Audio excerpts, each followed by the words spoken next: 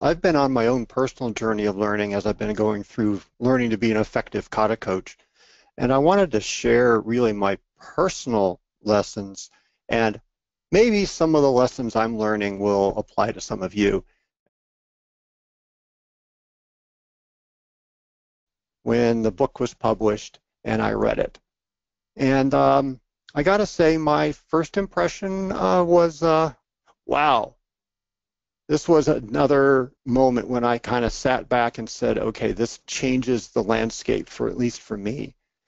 Here's the couple of things that really stood out for me is the concept of implementing the tool or implementing like Kanban or one by one flow, treating it as a target condition that I just don't do it. I do it in order to learn what is in my way.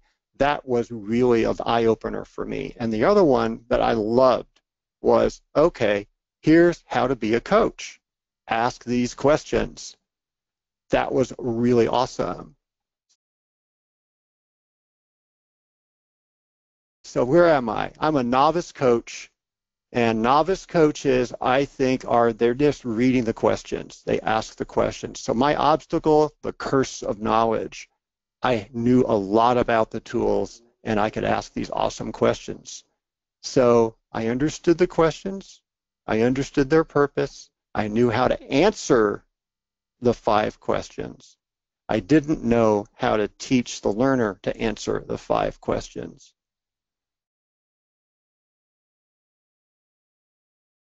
So now my current condition is I have come, and through learning and practice, I have come to understand really well how all of the pieces of the kata storyboard fit together. And so I can say, okay, does the challenge and the focus process, is there a good match there? Does the target actually get me or get the learner a step toward the challenge? Is there an apples and apples comparison between the challenge and the current condition? Can I see the gap? Does the learner see the gap? Does what was learned in the last step actually follow what was done in the last step? Is the obstacle being addressed have something to do with the target? Does the next step have something to do with the obstacle? These are the things that I'm checking for when I'm listening to a learner. And I learned how to ask follow-on questions that drew out those connections. And honestly, my approach was, if I understand, I would say, I'm not following you yet, and I would bore in and ask some follow-on questions to try to get that clarity. And my obstacle here is part 2, I know more. So at this point, I had a lot of success. The vast majority of the time this worked because the learners picked it up pretty quickly. So I'm flying along pretty well at this point, and I'm feeling pretty confident. I'm feeling really confident. So this works a lot of times. It especially works when the learner does his part, and the learner is boring in on 1 or 2 of these points at a time. The failure mode here is in cases where, for whatever their reason, and often it's organizational, the learner feels a lot of pressure and has moved and tried to fill in everything all at once. And the logic doesn't hang, and it doesn't hang across the board.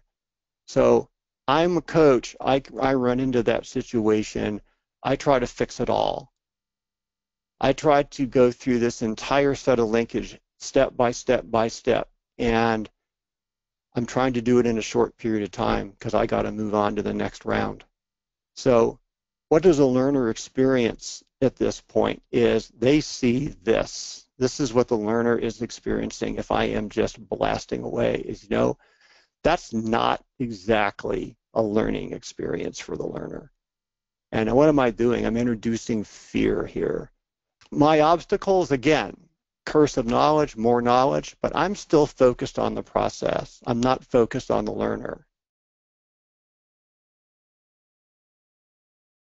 Now the next level, what I call my own learning, which is building flexibility. So the key question, how quickly can we go and see what we have learned, because the coach doesn't know either. I love those words. Okay, so what am I doing? Follow the structure, but let go of the dogma.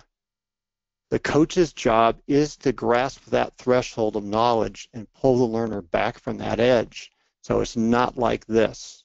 Don't let them go over the cliff. Grab on, pull them back. Okay, let's figure out where to go from here. So based on common mistakes, I actually, on the back of my coaching card, right? Be predictable. Don't do drive-by coaching. Don't blindside your learner. Check your intentions as a coach. This is critical. It took me a long time to take my own advice on this one. What is your target condition for the learner's development? If you don't have one, step back. Don't just wing it. I don't want them to wing it, so why should I? And then finally, is the learner ready? And if they're not ready for the whole thing, then figure out what they are ready for and work on that with them, because I'm at that threshold of knowledge. This is whether they're at their threshold of knowledge about the process they're working on or about the improvement kata. So what am I working on? Well, some of my personal obstacles is I know I talk a lot and I get an edge on my voice. So I'm working on what Chris Voss, the author of Never Split the Difference, calls that late night FM DJ voice. Trying to be calm and reassuring, especially if I'm feeling a lot of stress. I'm working to be slower to respond, slower to ask, slower to interrupt unless they're going over that cliff, because it's about their train of thought, not about mine. I'm listening for the threshold of knowledge rather than listening for them doing it right. I'm focusing on correcting one thing and making sure that there's positive acknowledgement of a good try. And finally, if the learner is struggling with the structure, and I've run into a few that do, they simply will not organize their thoughts in the sequence of the 5 questions.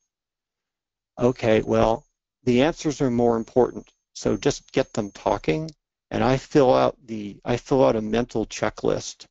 And if they're answering the 5 questions, I'm good with that.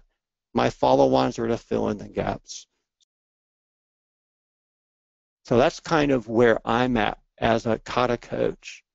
And I'm hoping that some of this is something that some of you may resonate with, but if not, I'm just sharing what I've learned along the way.